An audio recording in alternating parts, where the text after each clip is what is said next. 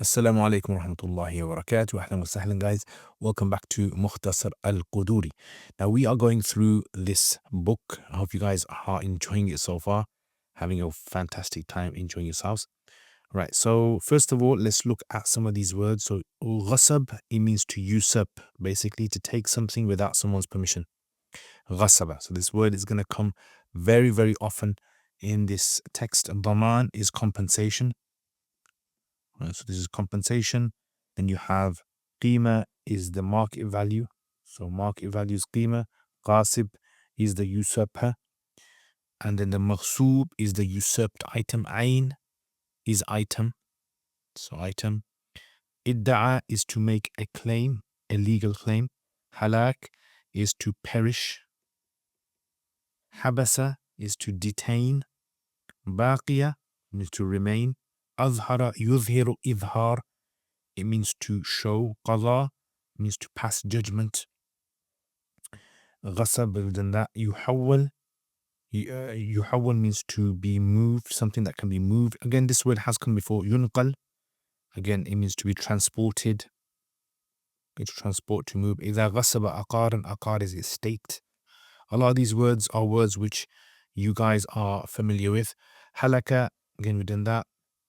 Maghsoob, suknahu. Sukna is residence. Right, so sukna is residence. So it's ism. Daminahu is compensate. Nuqsan is partial refund. Yeah, so partial refund. Dhabaha to slaughter. Sallama to hand over. Right, so this is the words. Let's have a look at the tarkeeb now. Right, so tarkeeb, guys, out there. Right, so kitabul ghasbi hadha. Kitabul ghasb. ومن غصب, whoever does غصب. شيئا مفعول به. مما له مثل. Right, so له مثل. So this is going to be مبتدأ مؤخر خبر مقدم. هلك في يده جار مجرور. فعليه خبر مقدم ضمان مثله مبتدأ مؤخر. وإن كان مما لا مثل لا نفي الجنس فعليه قيمته. What is the reason for why this is مرفوع? Put it in the comments below. على الغاصب رد العين المغصوبة. Now this is feminine. Why? Let me know in the comments. فإن ادعى هلاكها في الفاعل مفعول به. حبسه الحاكم في الفاعل حتى يعلم أنها لو كانت باقية خبر of كانت لأظهرها. قضى عليه ثم قضى عليه ببدلها جار مجرور. والغصب فيما ينقل ويحول. وإذا غصب عقارا عقار is مفعول به فهلك فعل فاعل في يده لم يضمنه عند أبي حنيفة وأبي يوسف. وقال محمد. Now, of course, all of this is something I'm sure you guys know. I don't know, maybe you guys enjoy watching me do tarkeeb. Let me know in the comments. يضمنه يضمنه كهدمه. وما نقص منه بفعله جار مجرور. وسكناه. Here the i'rab is hidden. ضامنه في قولهم جميعا. Alright, so جميعا all together مفعول به. Sorry, حال. وإذا هلك المغصوب في الفعل في يد الغاصب بفعله أو بغير فعله فعليه ضمانه مبتدأ مؤخر. وإن نقص في يده فعليه ضمان النقصان. ومن ذبح في الفعل شاة مفعول به أو شاته شاة غيره مضاف إليه. فمالكها مبتدأ بالخيار إن شاء ضمنه. So this is ضمن يضمن. قيمتها مفعول به وسلمها إليه. وإن شاء ضمنه نقصانا. Fantastic. Straightforward, guys. We don't need to tackle too much issues here. We just have to look at the masail now. Right, so masail should be straightforward. Now, this is the chapter of ghasab. Ghasab is all to do with taking something without someone's permission. This is not stealing, okay? So a lot of people get the word ghasab confused with theft. Right? It is not theft. It does not equal theft. Usurp is taking someone and you're supposed to give it back, but you don't give it back. Right, so this is called ghasab. Now, in the situation of ghasab, what basically happens is you have a person who is known as the ghasib. Right, so the ghasib is the usurper, and the item that is usurped. So let's say, for example, someone usurps a bicycle. Right, so this is a bike. This is known as the maghsub. Maghsub. And then the person from whom the item has been taken is called the maghsub minhu. Okay, maghsub minhu. So you got the ghasib, maghsub, and the maghsub minhu. So this is kitab al-ghasab. Now, so what's happening over here? So an item that is usurped. So let's say, let me just make this a bit bigger. Let's say, for example, an item is usurped. This is the usurper. Let's call him the ghasib. And this is the individual who is from whom the item has been usurped, the maghsub minhu. So a bike has been usurped. In this case, this is the bike. Okay. So the usurped item, either it's something which is fungible, meaning replaceable, or it's non-fungible. Non-fungible. Fungible, you call it lahu mithal, and non-fungible, la mithal lahu. Right? So if a person was to usurp something, so let's say this guy over here, he usurps this bike from this guy, then he has to give the bike back. Just like you guys have learned in Usul Fiqh. If you want to do Usul Fiqh, I have a course which is 29 lessons, and inshallah it will clarify for you many of the misconceptions that you might have regarding certain matters in fiqh and usul. It's in my uruk.com website. Now, if he takes an item, he must give the item back. So let's say he takes the bike, he has to give it back. But if it gets destroyed, right? If it gets destroyed in his possession, then he has to give compensation. And normally, if a normal person was to take something of someone else with their permission, this is called an amana. And a person is not responsible for what happens to it as long as he does not do gross negligence. So let's say this guy borrows the phone with this guy's permission, uses it, it falls out of his hand accidentally and it breaks, then there's no compensation because it was amana. But if something has been taken via usurping, via ghasab, then in that case, he has to pay for it, irrespective of how it gets destroyed. Right? So, and this is basically what we want to understand over here. So all of this masala is basically about this. So Kitab al-Ghasab, chapter of usurpation or usurping. Man ghasaba shay'an, whoever usurps something, this guy usurps, mimma lahu mithal, that has a mithal, right? So which is something which is fungible. Now normally fungible items are things that are weighed, measured, right? I just gave a back example of a bike. Bikes that are not necessarily fungible, they can be non-fungible. But if there's a brand new one, then it's fungible. فَهَلَكَ فِي يَدِهِ, and he gets destroyed in his possession, فَعَلَيْهِ ضَمَانُ مِثْلِهِ, then he has to give compensation of something similar to it. So if he was to usurp, let's say, 10 kilos of rice, he's got to give 10 kilos of rice back. Now, what if it is something which it is not something which is fungible? Like, for example, let's say, I don't know, an animal, right? So let's say, for example, there is an animal and this guy was to usurp an animal. Yeah, so let's say this animal. Now, animals are not considered to be fungible.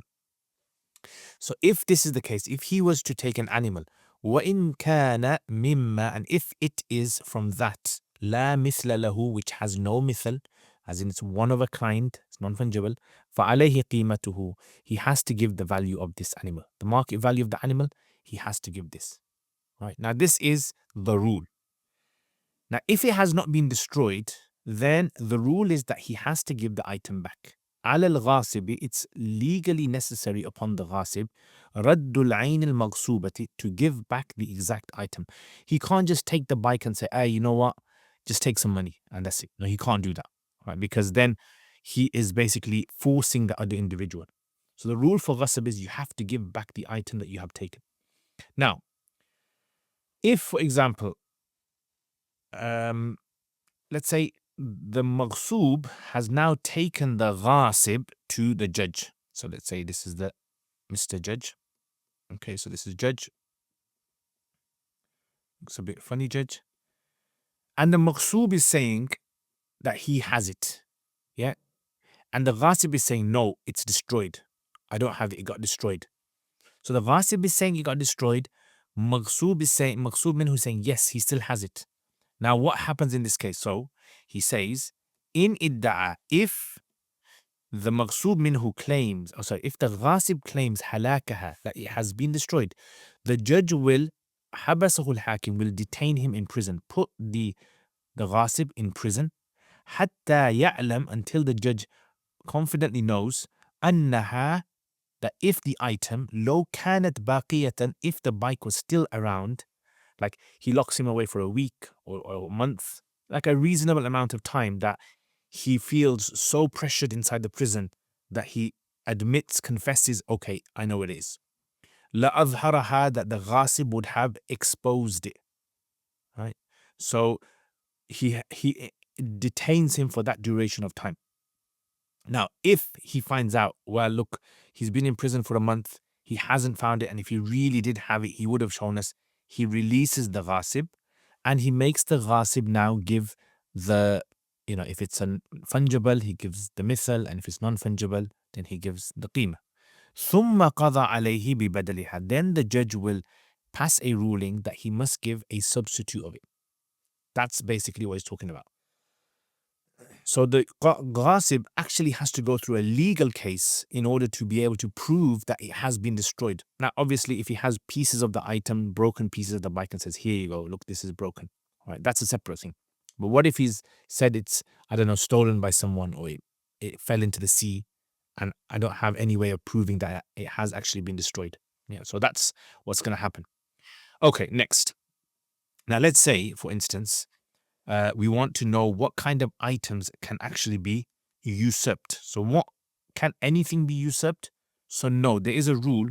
The rule is usurping, right? So usurping or usurpation can only be done in items that can be transported and moved around.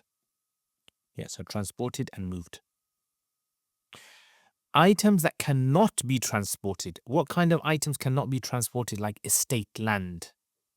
So if land is taken, the rules of usurpation do not apply to land. So let's say if it's a house, if it's land, a garden, whatever it is, there is no usurpation in this. Meaning, a person, obviously, there might be someone who takes over your house, who takes your house without permission. Yep, that can happen, but the rules of ghasab will not apply to it. The rules of ghasab will only apply to those things which can be moved around and transported.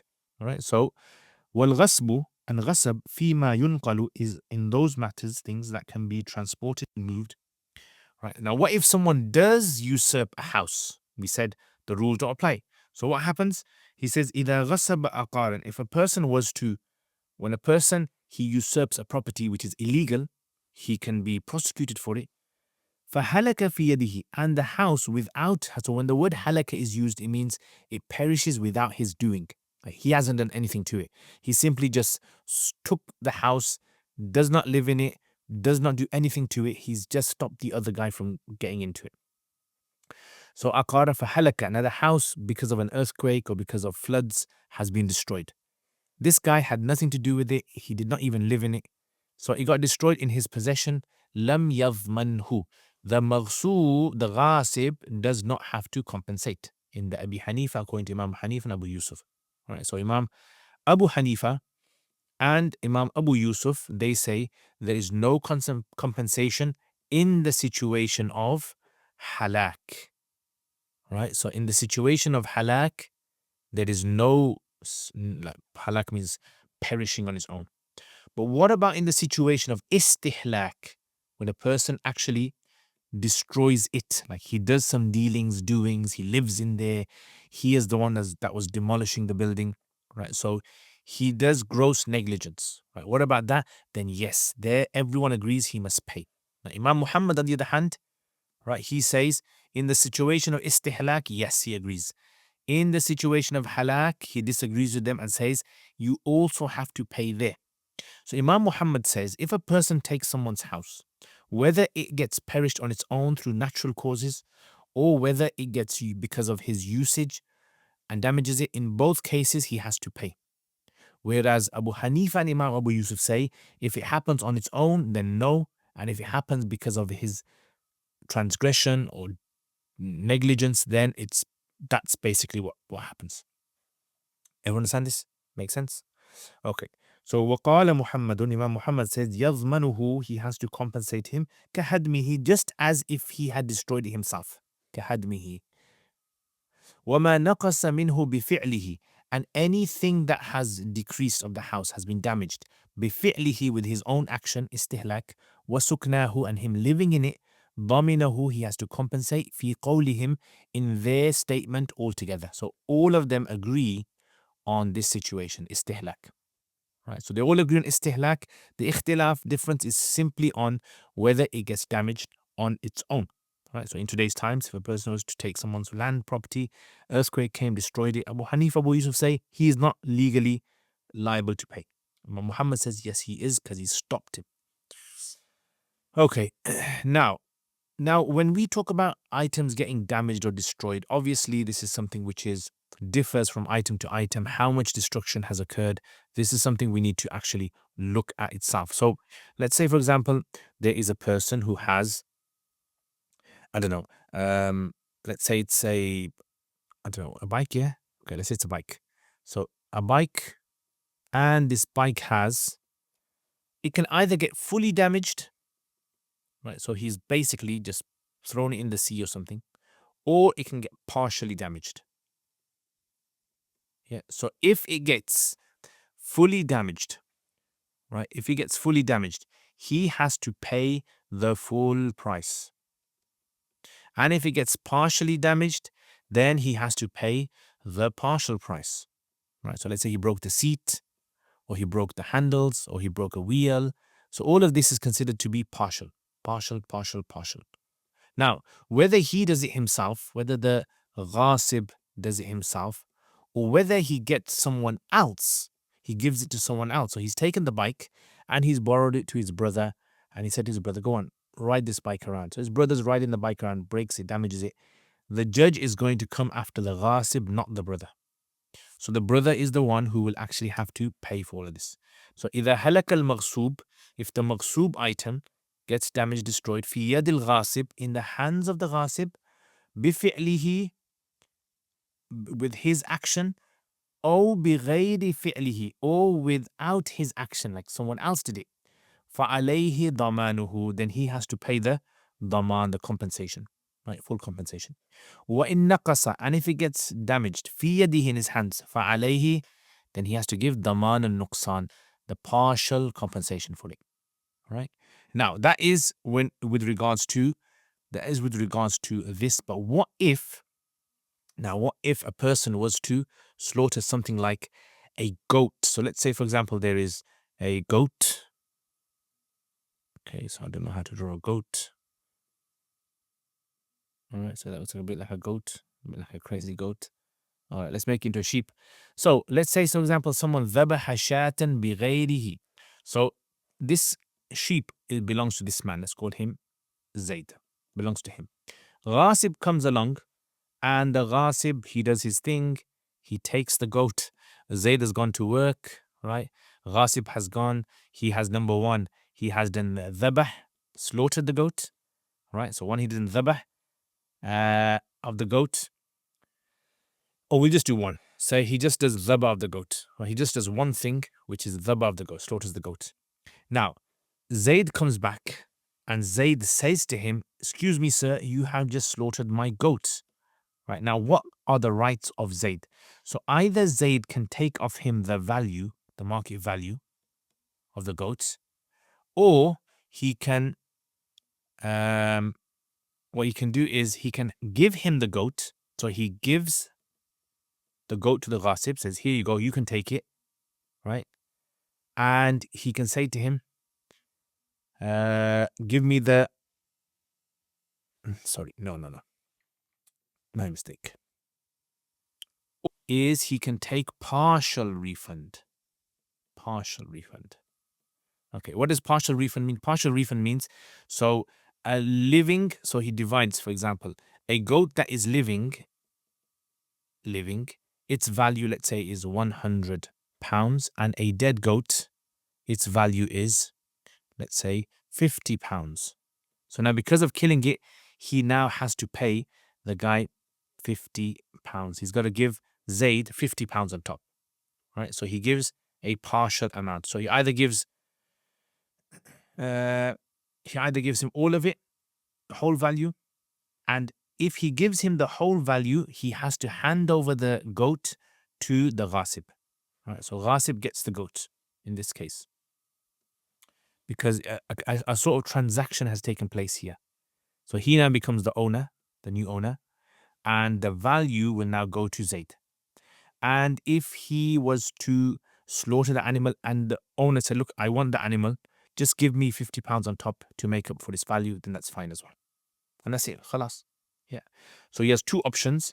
He either can do the ghasab scenario. Sorry, he can either do the full value, pay him the full value, £100 goes to Zayd, and the animal goes to the ghasib. Or the animal stays with Zayd and he just gives him £50, the ghasib does. So man dhabaha shata ghayrihi, whoever slaughters the goat of someone else, فَمَالِكُهَا, then its owner, which is Zayd, bil-khiyar, has a choice. In sha'a dhammanahu, he can either make Zayd, or the ghasib rather, pay the qima, its market value, وَسَلَّمَهَا إِلَيْهِ, and then he hands over the goat to him. Now the ghasib has become the owner. Because there has to be an exchange now. Zayd cannot take the dead goat and on top of that take the money as well. وَإِنْ شَاءَ, if Zayd wishes, ضَمَّنَهُ, he can make him pay نُقْصَانَهَا, its partial refund. Keeps the goat and he gets £50 on top. Make sense? Yeah, khalas. Okay, so what did we cover today? So today we covered this. Number one. So what is the whole situation over here? We have a ghasib, we have a maghsub minhu, we have a maghsub. Okay, that's the first thing. Second thing is the maghsub item. How is it divided? It's divided into fungible and non-fungible items. If the ghasib has taken something, what is the legal requirement for him? The legal requirement is for him to return the item back to the maghsub minhu. What if it's got destroyed? If it's got destroyed and it's replaceable, he's got to find a similar one to give back. If it's non-replaceable, then he has to pay the market value. What if he claims, the ghasib claims that that it got destroyed. I can't give it back. It's got destroyed. And the maghsub minhu is claiming, no, it's still around. What does the judge do? So the judge is going to detain the ghasib for as long as it takes for him to feel comfortable that the item has been destroyed. Then he will make the ghasib pay for it. What kind of items does usurping take place in? So it only takes place in items that can be transported and moved. What about estate? Here's where there's ikhtilaf. The ikhtilaf is this. If he destroys it himself by his doing, then everyone agrees he's got to pay for it. But if it got destroyed on his own without his doing, Imam Muhammad says he has to pay for it, and Abu Hanifa and Abu Yusuf say he does not have to pay for it. If an item gets destroyed in someone's hands or in someone else's hands, who has to pay for it? The ghasib has to pay for it. And if it gets partially destroyed, then he has to give partial. And what if a person was to slaughter a goat? What happens? Then the true owner can either get the full refund from him and give him the goat, or he can get partial refund from him and keep the goat. That's it, guys. Now let's have a look at some questions then for you guys, because I know you guys like reading questions. So questions. According to the text, what is the rule if someone usurps a fungible item like wheat and it perishes in his hand, the ghasib's hand? What's the answer? Put in the comments. On which day is the value of a non-fungible usurped item assessed? Now, I didn't mention this, but the answer to this, try to find it out. If you don't know the answer, I'll let you know it, inshallah, next time. So let's say he takes it on Monday and the item is worth £100 on Monday, and then it gets destroyed on Friday. Which of the values, which 2 days' value is going to be taken into consideration? What does the judge do if the usurper claims the item has perished? What does he do? Let me know in the comments. How do Abu Hanifa and Abu Yusuf differ from Muhammad regarding usurped real estate? Leave in the comments. What choices do the owner of the item have if someone slaughters his sheep without his permission? Let me know in the comments. Jazakumullah khair, guys. I hope you enjoyed this lesson. I will see you guys next time. If you want to support my channel, please consider becoming a patron. Patrons are those wonderful, beautiful people who support my channel behind the scenes. You don't know who they are, but mashallah, they are helping my channel to grow. If you guys want to support the work I do, Sadaqah Jariyah, please consider becoming a patron. You'll see the symbol on the screen. You can click on it and it will show you how you can support, inshallah. I will see you guys next time. Assalamu alaikum wa rahmatullahi wa barakatuh.